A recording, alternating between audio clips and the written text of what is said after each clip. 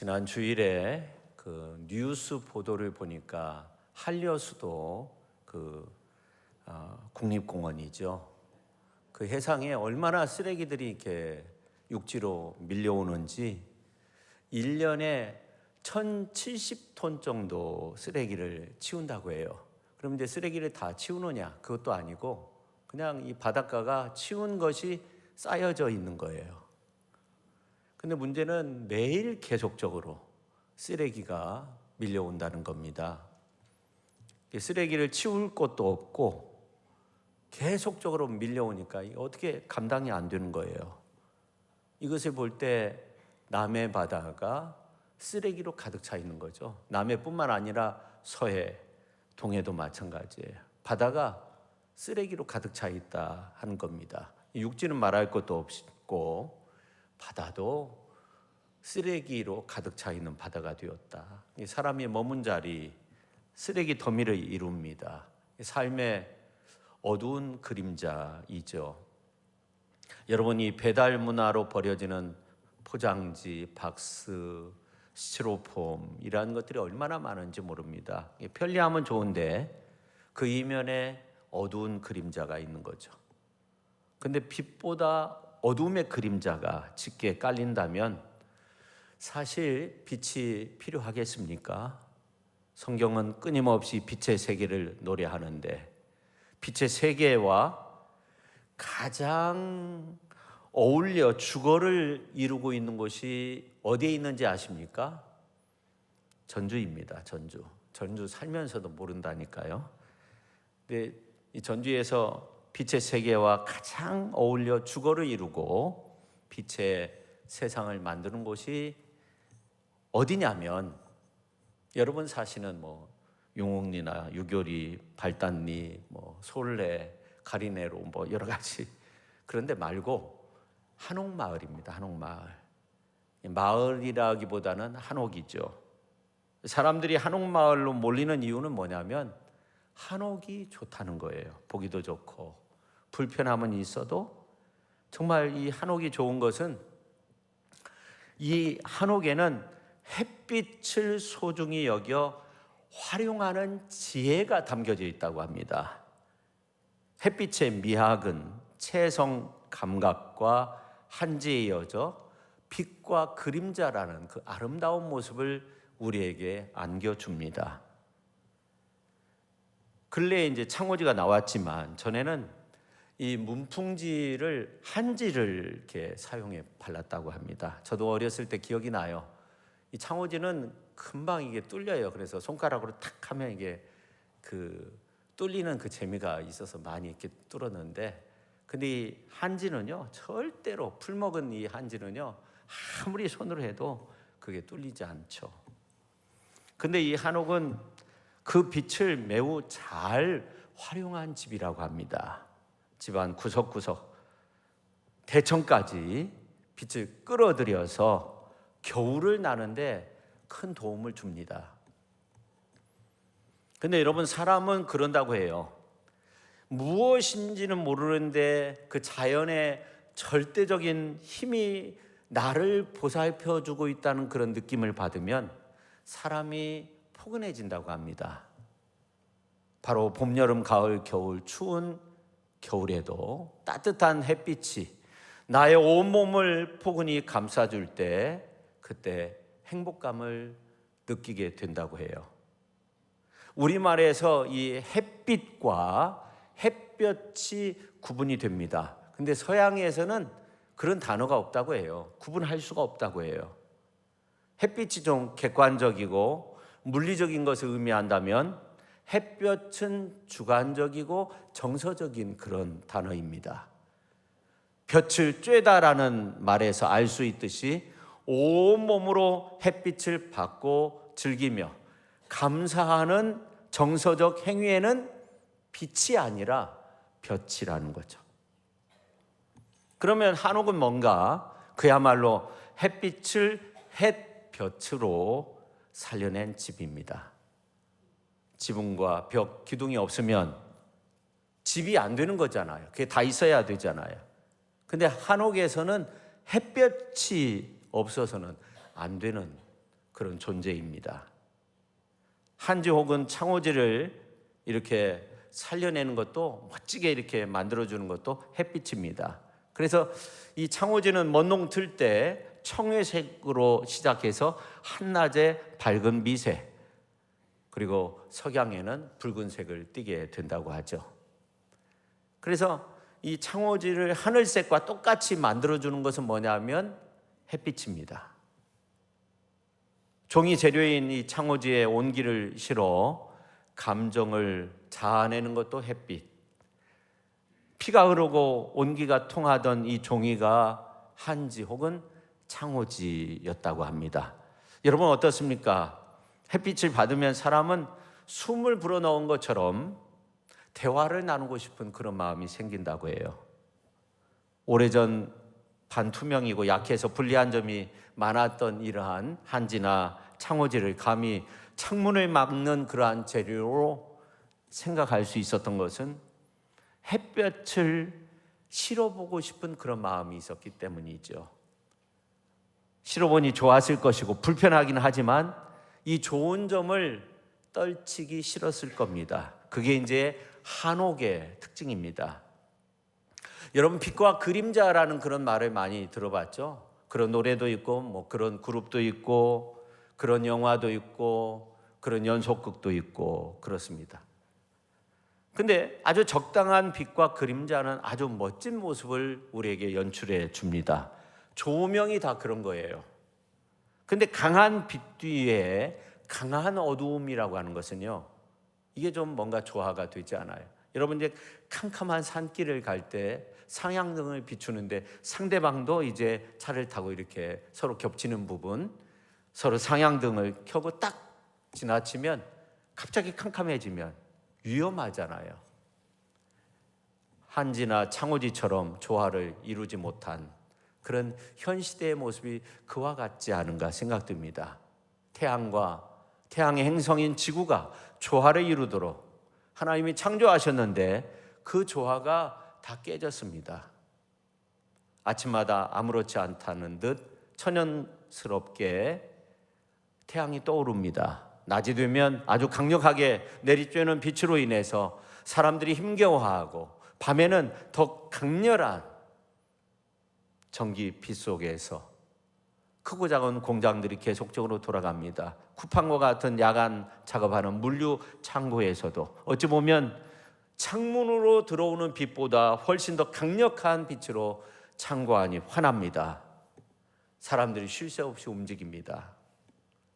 그렇지만 낮이 되면 속바람에 흔들리는 빨래에 넘어 하늘 꽃잎의 결 하나하나에까지 스미는 그 햇빛과 같이, 그 햇빛이 어떻게 보면 세상이 우리에게 마지막으로 건네는 평화의 인사가 될 수도 있다고 우리는 그렇게 느낍니다. 그 찬란한 빛의 그림자에는 세계 기상기구에서 결론을 내린, 이제 기후 마지노선 임계점 1.5도를 훌쩍 넘어서 이제 세상이 어떻게 돌아갈지 몰라라는 비명소리가 그 속에 담겼는지도 모릅니다. 마지노선 임계점 1.5도를 훌쩍 넘긴 세상을 묘사한 그런 예화가 있습니다. 새 한 마리가 있었는데 밖이 환한데 유리창이 앞을 가로막고 있었습니다. 유리를 알지 못한 채 이 새는 하늘을 향해서 힘차게 날았습니다. 부딪혔습니다. 떨어졌습니다. 여러 번 하다가 이제 마지막 힘을 다해서, 죽을 힘을 다해서 힘차게 날았습니다. 이번에도 유리에 부딪혔고 치명상을 입어서 더 이상 날 수 없게 되었습니다. 지구 임계점을 넘긴 우리의 현실입니다. 오늘 우리는 어떻게 살아가고 있습니까?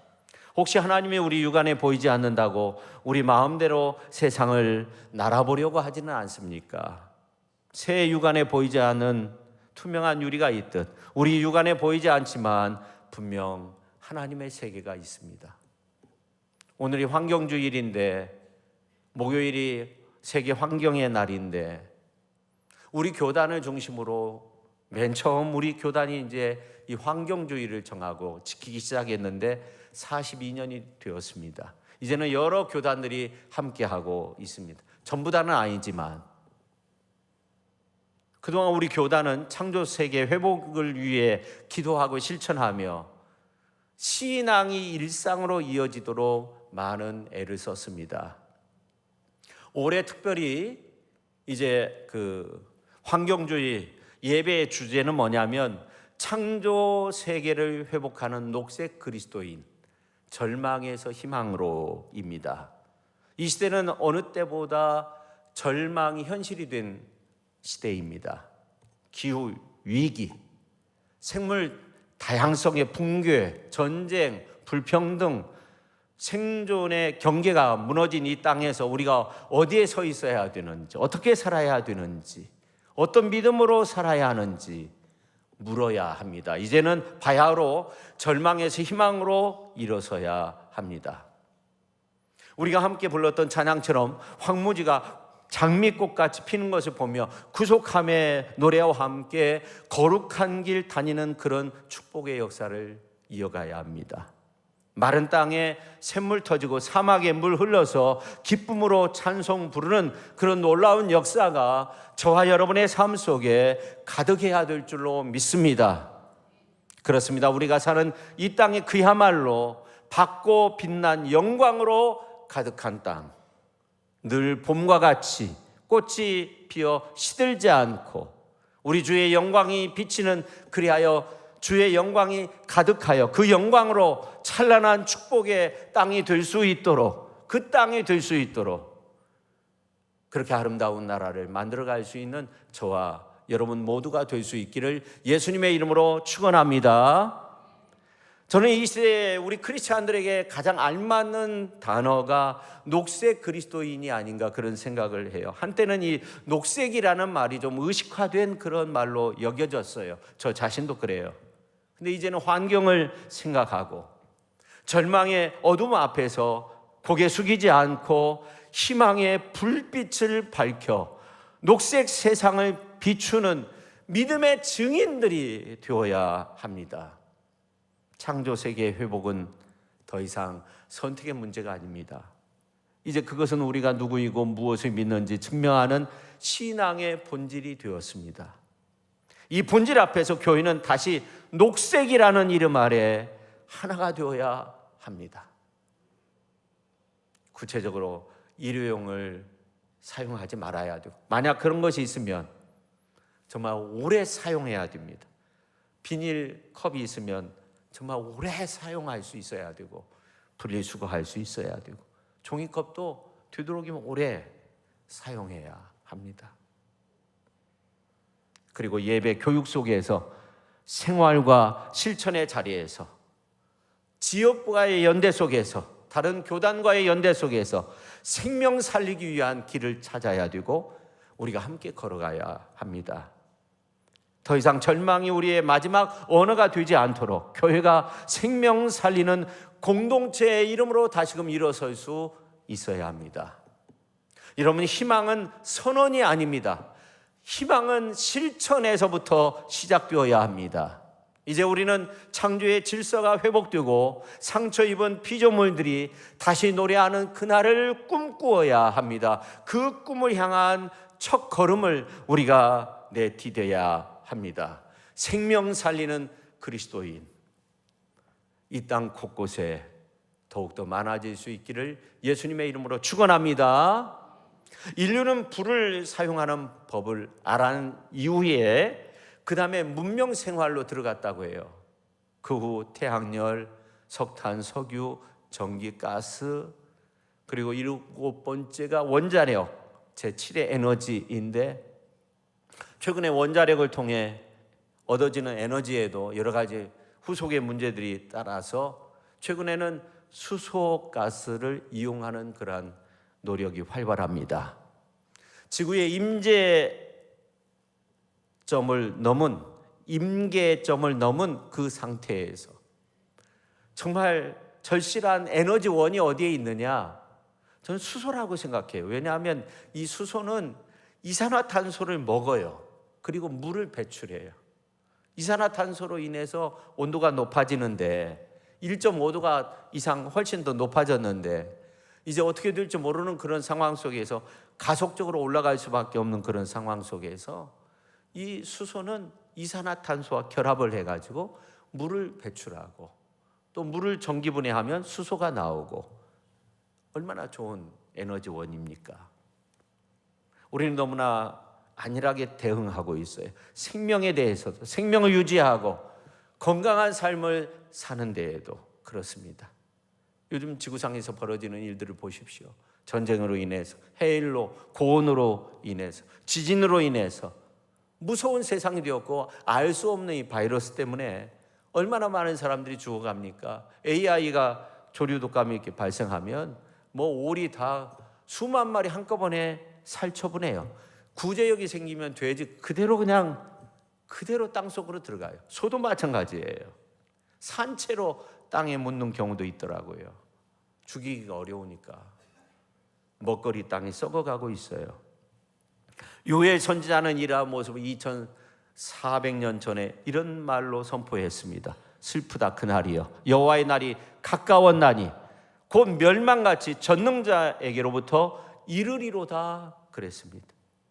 17절에 있는 말씀을 보면 씨가 흙덩이 아래에서 썩어졌고 창고가 비었고 곡간이 무너졌으니 이는 곡식이 시들었음이로다. 가축이 울부짖고 소떼가 소란하니 이는 꼴이 없습니다. 양떼도 피곤하도다 그렇게 말씀하고 있어요.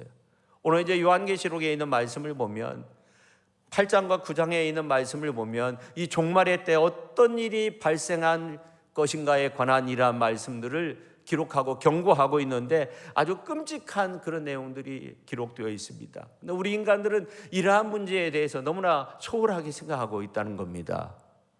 여러분, 하나님께서 우리 인간을 창조하실 때 하나님의 형상에 따라서 우리 인간을 창조하시고 복을 주셨어요. 여기서 복이라고 하는 것은 생육하고 번성하고 땅에 충만하고 땅을 정복하고 다스리는 그러한 축복입니다. 하나님은 우리 인간에게 씨 맺는 채소, 씨 가진 열매, 모든 나무를 주셨어요. 식물이 된다는 거예요. 먹을 수 있는 것이 된다는 거예요. 그 다음에 땅의 모든 짐승, 공중의 새, 모든 생명이 있어 땅에 기는 모든 것들에게 푸른 풀을 주었다고 그렇게 말씀하고 있어요. 근데 노아 홍수 이후에 육식도 가능하게 되었죠. 그리고 모든 이제 식물, 먹거리를 인간에게 하나님께서 주신 것은 하나님의 축복이죠. 근데 하나님께서 만드신 이 세계를 보존하고 잘 다스려야 되는데 창조주 하나님의 뜻과는 정반대로 가고 있단 말이죠. 파괴된 모습들을 우리가 너무나도 자주 보고 있어요. 우리 인간이 다 그렇게 해놓은 거예요. 우리가 너무나 부끄럽고 하나님 앞에 송구스럽다 그런 생각을 많이 하게 돼요. 모든 생물들이 이제 함께 신음하면서 살아가고 있습니다. 오염된 세상에서 살고 있어요. 이것을 우리가 어떻게 막을 것인가 하는 겁니다. 내일이라는 그런 영화가 있는데 지구 온난화로 인해서 이제 빙하가 녹고 해수면이 올라가서 해일이 일어나고 그리고 북극 남극에 그게 어떤 온도가 이제 적도 지역까지 내려와서 지구가 빙하기처럼 된다는 거예요. 근데 한때는 이런 영화가 일리가 있다고 생각했는데 지금은 극지방의 온도가 이건 뭐 따뜻해진 거예요. 얼음이 녹는 수준이 아니에요. 그래서 이 지구를 이제 덮칠 찬 기운이 사라졌다는 거예요. 우리나라가 이제 아열대 기후가 완전히 됐잖아요. 5월에도 30도가 넘고 있습니다. 6월이 됐는데요. 개화기가 사라졌고 해일, 지진, 태풍 수만 명이 1년에 죽어가고 있습니다. 사막화 현상은 더욱더 많아지고 있습니다. 살기 좋은 이 세상 왜 이렇게 되었을까? 영광의 내일을 우리가 기대할 수 있느냐 하는 겁니다. 여러분, 요한계시록은요 22장까지 기록이 되어져 있는데 그중에 8장만 빼고요 세상 끝날에 있을 환란에 관한 그러한 말씀들이 전부 기록되어 있어요. 22장 중에 8장 빼고 이게 8장만이 아니고 이제 8장이 그렇게 되었다는 거죠. 그 외에는 다 근데 이제 6장 1절에서 8장 5절까지 보면 7인의 재앙이 나오고, 8장 6절에서 14장 20절에 있는 말씀을 보면 7 나팔의 재앙이 나오고, 15장에서 19장 5절 말씀을 보면 7 대접의 재앙이 나옵니다. 근데 재밌는 것은 예수님께서 마태복음서 24장, 마가복음서 13장, 누가복음서 21장에서 마지막 때 재앙에 대한 이러한 말씀들을 하셨는데 그 내용과 너무나도 일치한다는 거예요. 요한계시록의 내용과 너무나도 똑같다는 거예요. 마지막 때 재앙, 난리가 일어나고, 전쟁, 내란이 일어나고, 흉년, 배고픔이 일어나고, 대지진이 일어나고, 기근 굶주림이 있고, 적그리스도의 출현이 있고, 성도가 고난을 당하게 되고, 하늘에 여러 가지 징조가 나타나고, 그래서 하늘이 어두워지고 달이 피같이 변하고, 하늘의 별들이 무화과 나무가 대풍에 흔들려 이제 과실이 떨어지는 것처럼 떨어지게 된다, 이런 내용들이 나와요. 그게 이제 8장의 내용 말씀 가운데 이제 기록이 되어져 있는데, 근데 이제 이 8장에 있는 내용의 말씀을 보면 7 나팔의 재앙이 이제 첫 번째부터 기록이 되어져 있는데, 우리가 다 읽진 않았지만 여기 보면 첫째 천사가 나팔을 보니까 피 섞인 우박과 불이 나서 땅에 쏟아지게 된다는 거예요. 땅이 3분의 1이 사윈다는 거예요. 개역성경으로 보면, 개정으로 보면 타버렸다는 겁니다. 타버렸다는 거예요. 그 식량 공급에 차질이 온다는 거예요. 그 다음에 두 번째는 천사가 나팔을 두 번째 부니까 큰 산과 같은 것이 바다에 던지우매 바다의 3분의 1이 피가 되고 그 가운데 생명을 가진 피조물들의 3분의 1이 죽게 되었다 하는 겁니다. 여러분, 지하에서 나오는 이 원유로 만든 플라스틱으로 인해서 이 바다의 생물이 죽어가고 있잖아요. 그 다음에 천사가 세 번째 나팔을 보니까 큰 별이 육지의 물샘에 떨어져서, 지금 물 부족으로 인해서 얼마나 어려움 속에 있습니까? 빙하는 녹았는데 먹을 물이 갈수록 줄어들고 있습니다. 그 다음에 네 번째 천사가 나팔을 보니까 해, 별의 3분의 1이 타격을 받아 어두워진다고 그렇게 말씀하고 있는데, 8장 13절에 있는 말씀을 보니까 또 보고 들으니 공중에 날아가는 독수리가 큰 소리로 이르되 땅에 사는 자들에게 화가 있으리니 이는 새 천사들이 불어야 할 나팔 소리가 남아 있음이로다 하더라, 그렇게 말씀하고 있어요. 이 말씀은 아직도 재앙이 남았다는 거예요. 이러한 재앙은 자연 환경의 모든 요소에 내려지는 것으로 먼저 자연 현상에 문제가 생기고 그것으로 인해 인간에게 문제가 생긴다는 거예요. 시간적으로 보면 오늘의 문제가 내일의 문제로 이어지게 된다는 거죠. 오늘의 문제가 내일에 가서는 걷잡을 수 없는 커다란 문제로 치닫게 된다는 그런 말입니다. 그래서 다섯 번째 나팔이 불 때는 사람들이 직접적으로 해를 입게 되고, 여섯 번째 나팔을 불 때는 환경 대재앙으로 인해서 수없이 많은 사람들이 죽게 되고, 일곱 번째 나팔 재앙이 끝나면 일곱 대접 재앙이 나타나는데 나팔 재앙과 비슷한 그런 모습들이 나옵니다. 우리 인간을 향한 분명한 경고라는 거죠. 자연을 통해서 하나님의 심판이 주어지고, 그래도 안 되면 인간의 생명에 직접적으로 피해가 가는 그러한 재앙이 이르게 된다는 것이 요한계시록의 말씀이고, 주님도 마태복음서 24장이나 누가복음서, 마가복음서를 통해서 우리에게 말씀해 주고 있어요. 여러분, 지금 피조세계가 아파하고 있습니다. 인간이 자연을 파괴하고 인간이 편안하게 안일하게 살기 위해 자연을 병들게 했습니다. 자연은 우리 인간을 희생제물로 삼고 있습니다. 1년에도 자연재해로 수만 명의 사람들이 죽고 있습니다. 이제 우리가 어떻게 해야 되겠는가 하는 겁니다. 하나님이 주신 자연, 생명의 보고인 자연과 더불어 사는 그런 인간이 되어야 합니다. 지혜로운 삶의 모습이죠. 함부로 자연을 파괴해서는 안 되고 환경을 오염시키는 행위가 죄가 된다는 사실을 우리가 꼭 기억해야 됩니다. 왜 그렇습니까? 우리 인간이 환경 파괴하면 그 환경 파괴한 것으로 인해서 다른 사람에게 또 나에게 파멸을 이끌게 된다는 거죠. 자연이 우리에게 이제 해를 끼치게 되니까, 그래서 이 자연이 보내는 이 경고를 우리가 들어야 되고 외면하지 말아야 한다는 겁니다. 앞에서 내일 투모로우라는 그런 영화 이야기를 잠깐 했는데, 여기 보면 잭 홀 학자가 나오는데, 다른 사람들이 이러한 재앙이 언제 옵니까? 연구하는 사람인데 100년 후 아니면 10년 후라고 말하는데 그냥 바로 일어나게 되잖아요. 주님 재림하는 날도 마찬가지인 거예요. 우리가 알 수 없는 그날에 오는 거죠. 주님이 오시는 거죠. 미래학자 피터 드래커 박사는 이런 말을 했습니다. 나는 예측하지 않는다. 내일 무슨 일이 일어날는지 알 수 없다. 그러면서 그는 거시적인 안목을 가져야 되는데, 우리가 성서의 말씀을 통해서 거시적인 역사관, 거시적인 미래관을 가지고 있어야 한다는 거예요. 좀 높게 우리가 멀리 볼 수 있는 그런 눈이 우리에게 필요한 거죠. 우리는 반드시 역사적 종말이 온다는 사실과 종말의 때에는 급격한 환경의 변화로 인해서 그 피해가 우리에게 온다는 거예요. 자연의 질서가 무너져서 파괴되어 우리 인간이 파멸에 이를 수도 있다는 것을 우리가 꼭 기억해야 합니다. 그때가 100년 후일는지 아니면 10년 후일는지 모르는 일이죠.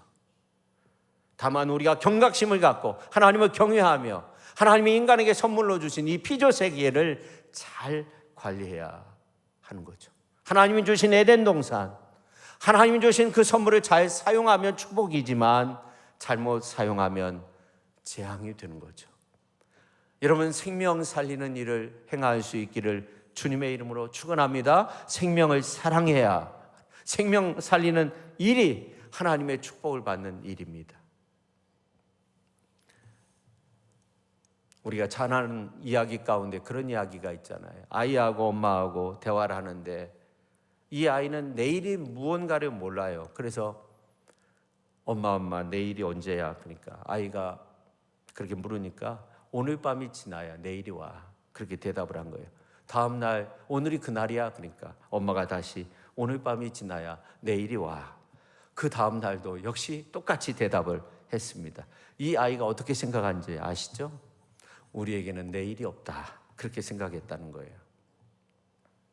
하루살이와 메뚜기가 놀고 있었어요. 근데 하루살이를 향해서 메뚜기가 하는 말이 뭐냐면 우리 내일 다시 만나서 놀자. 그러니까 이 하루살이는 내일을 모르는 거예요. 메뚜기가 아무리 설명해도 알 수 없는 것이죠. 하루살이는 내일을 모르기 때문에 내일이 무엇이냐고 물었고 설명했지만 몰랐던 거예요. 여러분, 이와 같이 영생을 모르는 사람들은요, 영생이 무언지를 모르기 때문에 모르는 거예요. 그렇기 때문에 우리가 그들에게 영생에 대해서 알려줘야 되는 겁니다. 여러분, 이런 상황 속에서 우리에게 내일이 있음을 분명 압니다. 내년이 있음도 압니다. 영생이 있음도 압니다. 그래서 우리는 영생을 묻는 사람들에게 분명히 영생에 대해서 가르쳐 줘야 되고, 열려있는 그러한 적극적인 소망과 희망과 함께 정말 주님의 사랑을 알려주고 나눌 수 있는 그런 삶이 우리에게 필요합니다. 여러분, 중요한 것은 내일이라고 하는 것은요, 오늘과 연결되어 있지 않으면 아무런 의미가 없다는 겁니다. 여러분, 그런 문구를 보셨습니까? 외상을 많이 하던 때 어느 가게 주인이 오늘은 현찰, 내일은 외상, 그렇게 붙여놨다고 합니다. 어느 사람이 항상 외상하고 딱 하니까 오늘은 현찰, 내일은 외상. 근데 그분이 와서 글을 바꿔놨다고 해요. 오늘은 외상, 내일은 현찰, 그렇게 바꿔놨다고 합니다. 여러분, 오늘을 사는 우리는요, 가장 순수한 그런 순간들로 내일을 열을 수 있어야 됩니다. 오늘을 사는 우리가 환경을 잘 보존하고 자연을 잘 이렇게 보존하고 가꾸고 그러면서 내일을 맞이해야 하는 겁니다. 우리 시천의 성도님 한 사람 한 사람이 정말 이 환경을 보존하고 세상을 아름답게 만들기 위해서 내일을 꿈꾸면 세상은 아름다운 그런 세상으로 바꾸어질 거예요. 그래서 오늘보다 내일이 더 찬란한 빛으로 가득한 그런 나라, 그런 세상이 되었으면 좋겠습니다. 주님의 몸된 교회 안에서 생활하는 우리가 내일의 빛의 찬란한 그런 놀라운 역사를 만들어갈 수 있기를 주님의 이름으로 축원합니다.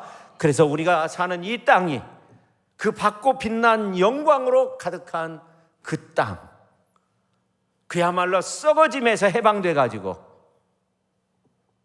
영광의 자유의 세계로 만들어갈 수 있는 그런 놀라운 역사를 우리가 함께 만들어갈 수 있기를 예수님의 이름으로 축원합니다. 기도하겠습니다. 하나님 아버지, 감사드립니다. 오늘이 없는 내일은 있을 수 없습니다. 오늘은 내일과 아주 깊게 연결되어 있어서 오늘을 사는 우리가 어떻게 살아야 하느냐 하는 것은 너무나도 중요한 일입니다.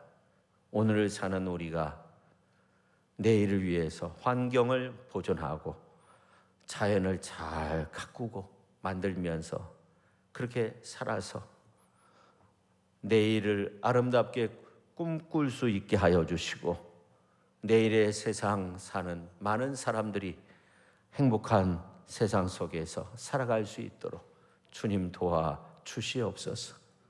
아버지 하나님, 임계점을 넘어버린 세상이 되었습니다. 이제는 이 지구가 어떤 식으로 흘러갈지 알 수 없는 그러한 세상이 되었다고 합니다. 하나님, 이러한 가운데 우리가 이 나라, 이 세상을 바로 세우기 위해서 힘쓸 수 있게 하여 주시고 오늘 우리 자신도 예수 그리스도로 거듭나서 예수 그리스도 안에서 새 피조물 되게 하시고 예수님 안에서 썩어짐의 종노릇한 가운데 있는 모든 피조 세계가 새롭게 변화될 수 있다고 주님은 성서를 통해서 우리에게 말씀하셨사오니 그 은혜를 우리 모두가 누릴 수 있도록 영생을 알지 못하는 사람들에게, 내일의 희망이 없는 죽어가는 영혼들에게 주의 복음을 전하며 살아갈 수 있는 그런 훌륭한 크리스찬들이 다 되게 하여 주시옵소서. 예수님의 이름으로 기도하옵나이다. 아멘.